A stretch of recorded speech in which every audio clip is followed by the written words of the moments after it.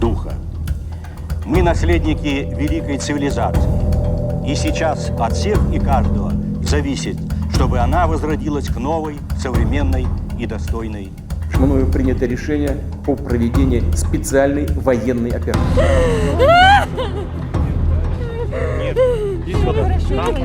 Гроші, бензин, сформована потужна міжнародна коаліція на підтримку України.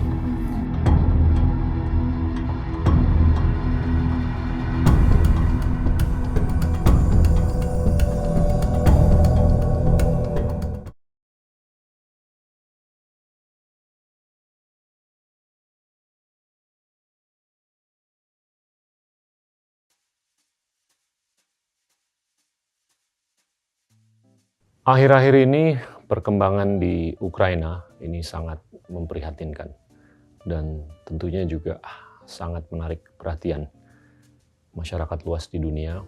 Tapi mungkin dalam monolog ini saya ingin mengangkat beberapa poin yang menurut saya penting untuk gimana kita bisa memahami evolusi sejarah selama ini.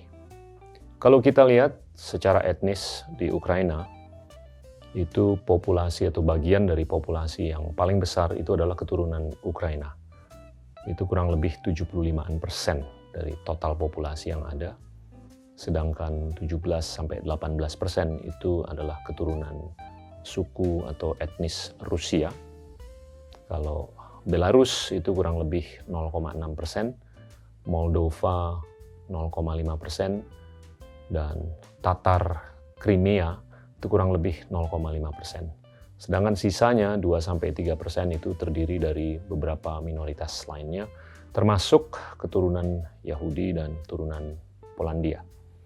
Dari sisi bahasa, Ukraina itu bahasanya ditulis dengan alfabet Cyrillic, bagian dari bahasa Slavik. Dan ini agak-agak dekat dengan bahasa Rusia dan bahasa Polandia. Dari sisi agama, yang paling dominan di sana adalah Ortodoksi Timur atau Eastern Orthodoxy. Dan ini merupakan mayoritas yang dianut oleh masyarakat luas di Ukraina. Tapi kelompok minoritas itu mereka menganut beberapa keyakinan, termasuk Protestan, Katolik, Islam, dan juga Yahudi atau Judaism.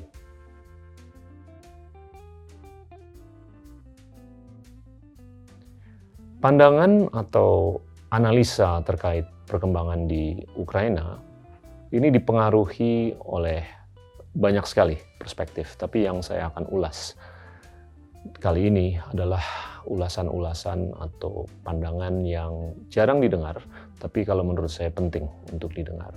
Ini adalah pandangan neorealisme yang dipelopori oleh ahli-ahli geopolitik, ahli sejarah, termasuk mereka yang mengedepankan bahwasannya kepentingan keamanan atau kepentingan strategis suatu negara itu adalah segalanya dalam konteks persaingan atau kompetisi keamanan antara negara-negara besar. Dan ini penting sekali untuk bisa dipahami bukan hanya dalam konteks apa yang dipandang oleh Eropa dan Amerika, tapi juga yang dipandang oleh Rusia. Nah, pelopor-pelopor neorealisme ini termasuk Kenneth Waltz. Beliau adalah seorang akademisi dari University of California, Berkeley. Tapi akhir-akhir ini seringkali dikedepankan oleh John Mersheimer. Beliau adalah guru di University of Chicago. Dan tentunya beliau akhir-akhir ini mengedepankan konsep realisme yang ofensif atau bukan realisme yang defensif.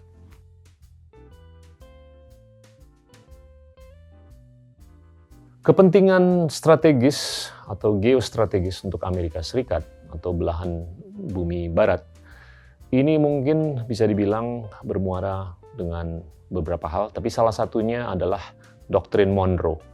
Doktrin Monroe ini adalah doktrin yang dikedepankan oleh mantan Presiden Amerika Serikat James Monroe di tahun 1823, yang mana mereka membenarkan bahwa tidak akan ada intervensi politik ataupun militer terhadap belahan bumi barat atau seluruh benua Amerika dari utara sampai selatan oleh kekuatan manapun.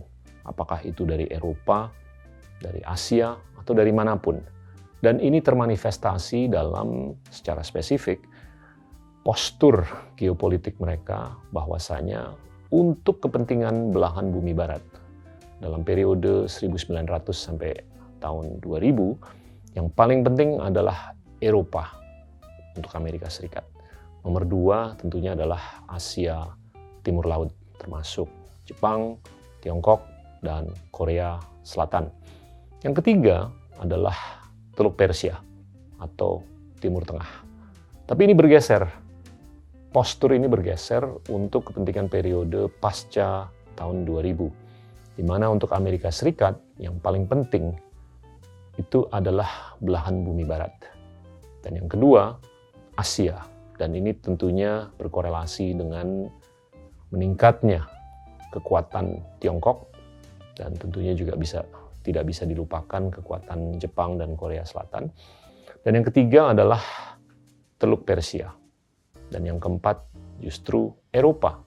Jadi Eropa dari sisi prioritas untuk kepentingan geopolitik untuk Amerika Serikat di masa atau periode pasca 2000 ini bergeser dari paling utama menjadi paling akhir.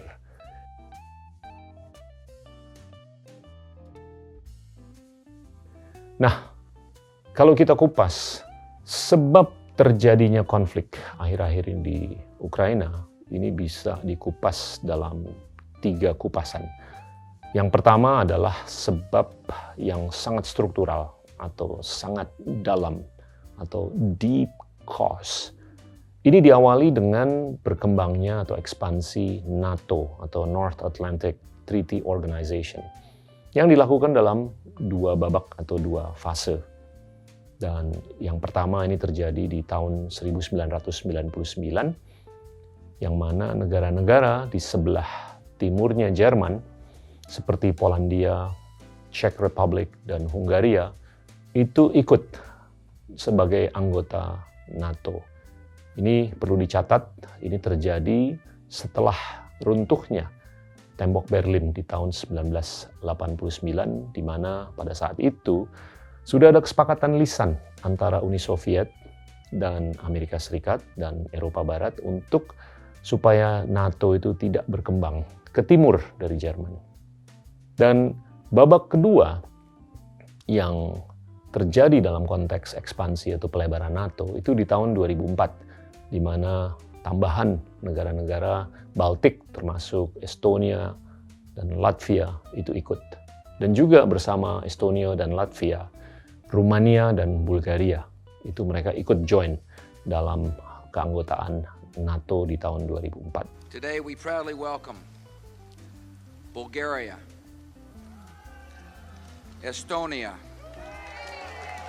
Latvia, Lithuania,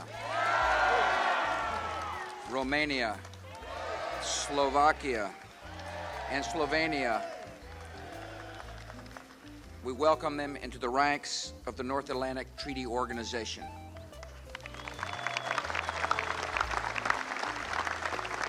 Nah, berikutnya yang sebagai bagian dari alasan yang cukup struktural adalah terjadinya konferensi tingkat tinggi di bulan April tahun 2008 di Bukares, yang mana waktu itu NATO menyambut aspirasi Ukraina dan Georgia untuk masuk ke NATO. Dan ini tentunya memicu kemarahan pihak Rusia, sehingga dalam beberapa bulan setelah itu terjadi perang antara Rusia dan Georgia pada tahun 2008 juga.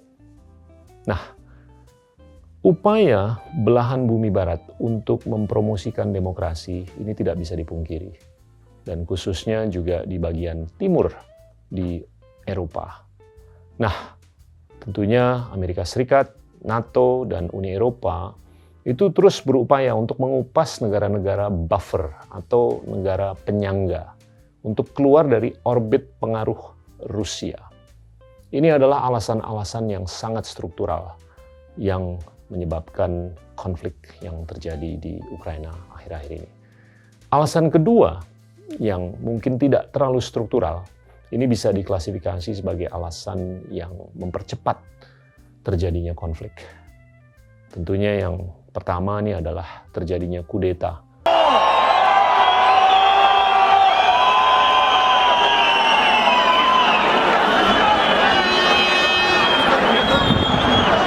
Di tahun 2014 yang menjatuhkan Presiden Yanukovych yang waktu itu adalah pemimpin di Ukraina. Dan ini tentunya adalah sambungan dari konferensi tingkat tinggi di Bukares yang membuahkan kemarahan dan kepanikan di pihak Rusia. Dan di saat yang sama, parlemen Ukraina juga menolak penggunaan bahasa minoritas, termasuk bahasa Rusia di Ukraina. Dan jangan lupa, kelompok etnis keturunan Rusia itu cukup besar, antara 17-18%. Tentunya konsekuensinya sangat tidak berkenan, yang mana Rusia di tahun 2014 mengambil alih Crimea. Crimea officially became part of Russia Friday after Russian President Vladimir Putin signed the annexation into law. Dan selatan dari Ukraina, dan sampai sekarang ini masih menjadi bagian yang telah diambil alih oleh Rusia. Crimea melakukan referendum tahun 2014 untuk mereka ikut bersama Rusia. Nah, ini adalah alasan-alasan yang sangat struktural dan alasan yang mempercepat. Nah, yang ketiga ini adalah apa yang kita bisa lihat menjadi reaksi dari Rusia. Tentunya Rusia itu berpandangan sangat beda. Mereka itu sangat mengedepankan kepentingan keamanan strategis untuk Rusia sendiri. Dan mereka tentunya juga merupakan kekuatan yang besar.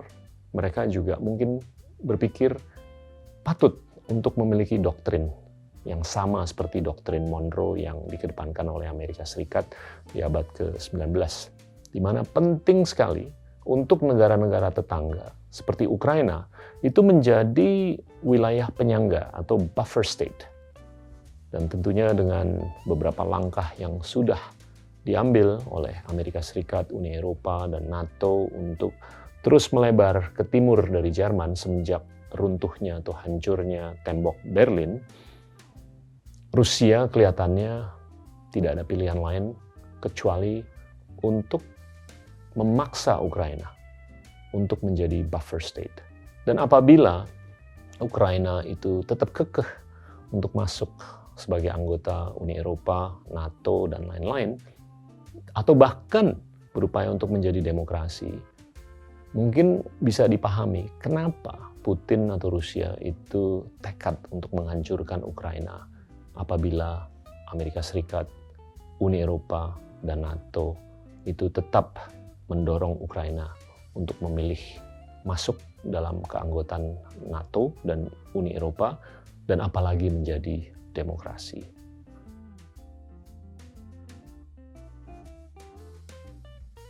Nah, saya rasa ini penting untuk kita bisa membedakan pola pikir pimpinan di negara-negara besar. Ada beberapa pemimpin yang memeluk atau merangkul paradigma abad ke-19, ini termasuk Tiongkok dan Rusia, yang mana mereka itu sangat peka dengan evolusi sejarah, dan mereka itu kelihatan sangat nyantol banget dengan kepentingan strategis, keamanan, dan lain-lain. Tapi juga ada negara-negara besar atau pimpinan negara-negara besar itu yang memeluk atau merangkul paradigma abad ke-21.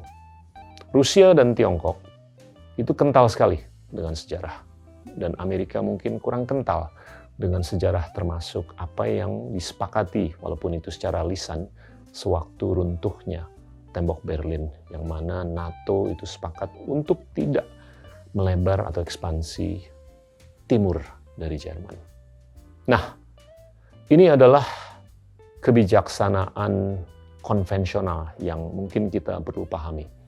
Yang pertama, sebab terjadinya konflik ini mungkin bisa dianggap karena Putin itu emang orangnya nggak rasional. Bahkan ada beberapa ahli yang menyampaikan Putin itu mungkin bisa disamakan seperti atau dengan Hitler di tahun 38-39 yang memicu terjadinya Perang Dunia Kedua. Ada juga bagian dari conventional wisdom atau kebijaksanaan konvensional yang menganggap bahwasanya Putin itu tergila-gila atau romantis dengan rekonstruksi atau rekreasi Uni Soviet yang jauh lebih besar daripada luasan Rusia sekarang. Ada juga yang berpendapat bahwasanya perilaku Putin itu yang tidak rasional sebagai justifikasi untuk pemekaran NATO ke timur dari Jerman. Ada juga yang berpendapat bahwasanya Amerika Serikat itu adalah hegemon atau kekuatan besar yang ingin mengambil alih kekuatan tambahan yang dianggap benign atau baik atau bijaksana untuk kepentingan stabilitas di Eropa ataupun untuk kepentingan proses berlanjutnya demokratisasi di Eropa. Sedangkan demokrasi adalah segalanya. Ini adalah bagian dari kebijaksanaan konvensional. Putin adalah seorang rasionalis abad ke-19 yang percaya atau menganut pada keseimbangan kekuatan politik yang mana Amerika Serikat berpendapat Rusia sebagai agresor hanya setelah, bukan sebelum krisis yang termanifestasi khususnya di tahun 2008 sewaktu terjadinya KTT Bukares dan tentunya jatuhnya Presiden Yanukovych di Ukraina di tahun 2014. Itulah pandangan-pandangan yang bisa dibungkus dalam conventional wisdom ataupun kebijaksanaan konvensional.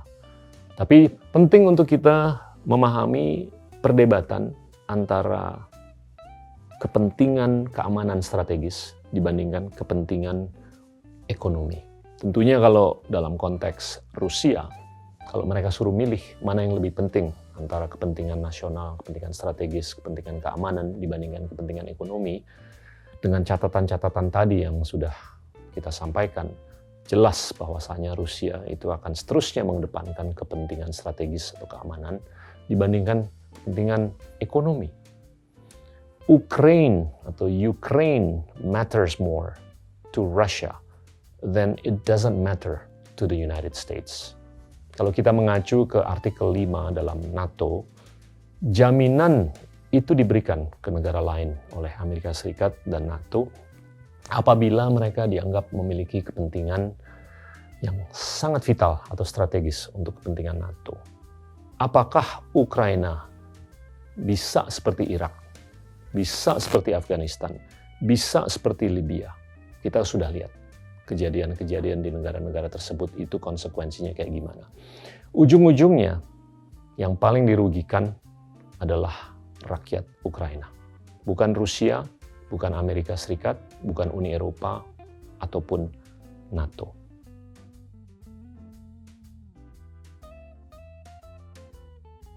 Nah, kalau kita lihat ini gimana sih implikasinya terhadap dunia dan Indonesia, kita sudah merasakan dengan teror dalam beberapa hari terakhir ini dikarenakan terjadinya konflik atau invasi atau peperangan antara Rusia dan Ukraina ataupun Rusia dan NATO garis miring Uni Eropa. Tapi kita juga harus peka dengan sejarah. Kita mengingat bahwasanya di tahun 72 itu terjadi pertemuan yang sangat penting sekali antara Richard Nixon dan Mao Zedong ataupun Deng Xiaoping, yang mana itu membuahkan normalisasi antara Amerika Serikat dan Tiongkok untuk kepentingan mereka untuk lebih bisa membendung kekuatan Rusia atau Uni Soviet. Karena waktu itu rivalitas antara Tiongkok dan Uni Soviet itu tidak bisa diremehkan.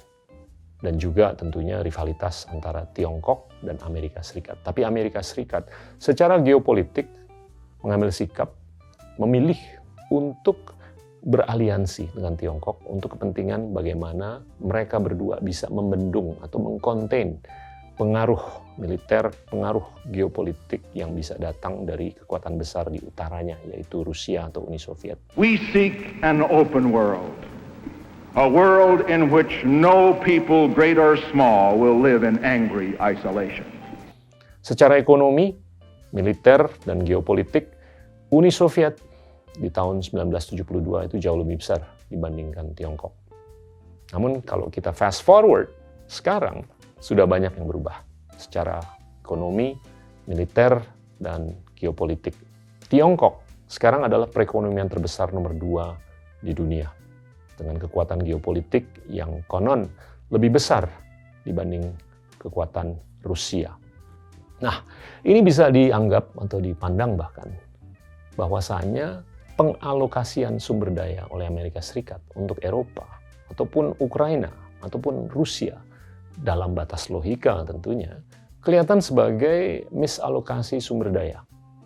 Sumber daya yang lebih dibutuhkan adalah untuk menjaga keseimbangan geopolitik di Asia, khususnya dalam konteks Tiongkok, Jepang, Laut Cina Selatan, dan lain-lain yang kalau menurut kami itu sangat membutuhkan alokasi sumber daya dari Amerika Serikat. Dan tentunya kalau kita lihat di Eropa secara demografis itu sudah semakin tua dan populasinya juga semakin surut, reproduksinya juga semakin surut. Nah, semakin kentalnya ideologi nasionalis ataupun sayap kanan ini sudah kelihatan dikarenakan imigrasi yang datang dari Afrika Utara, dari Timur Tengah, dan tentunya kita sudah menyaksikan dalam beberapa hari terakhir ini sudah lebih dari 1,5 juta penduduk dari Ukraina itu sudah mengungsi ke barat, ke Jerman, ke Belarus di utara, dan tentunya ke Moldova dan ke negara-negara lain. Dan ini kalau menurut saya akan lebih mengkomplikasi suasana di Eropa ke depan.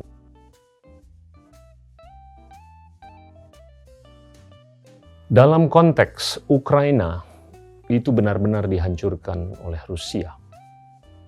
Dan tentunya ini penting sekali untuk dicatat bahwasanya kemungkinan besar Putin itu tidak ada keinginan untuk mengokupasi Ukraina. Beliau atau pemerintahan Rusia itu hanya berkeinginan untuk menghancurkan Ukraina dikarenakan mungkin apa yang dianggap sebagai pengkhianatan oleh Amerika Serikat, Uni Eropa, dan NATO yang terjadi dalam beberapa babak, termasuk di tahun 2014, tahun 2008, tahun 2004, tahun 1999. Nah, hancurnya Ukraina tentunya ini sangat kurang baik untuk rakyat Ukraina. Tapi ini bisa menjadi presiden untuk negara-negara besar lainnya, khususnya termasuk Tiongkok, dalam penyikapan terkait wilayah-wilayah yang dianggap sebagai wilayah penyangga atau buffer state, atau bahkan non-buffer state. Nah, semakin penting untuk Asia Tenggara untuk bisa menunjukkan kepiawaian, untuk bisa berdiplomasi, untuk mencari keseimbangan geopolitik di kawasan manapun. Apakah itu di dunia, tapi secara khusus di Asia, yang mana dominasi peran dari Tiongkok itu semakin dirasakan ke depan. Sanksi ekonomi sudah dan akan terus berkelanjutan.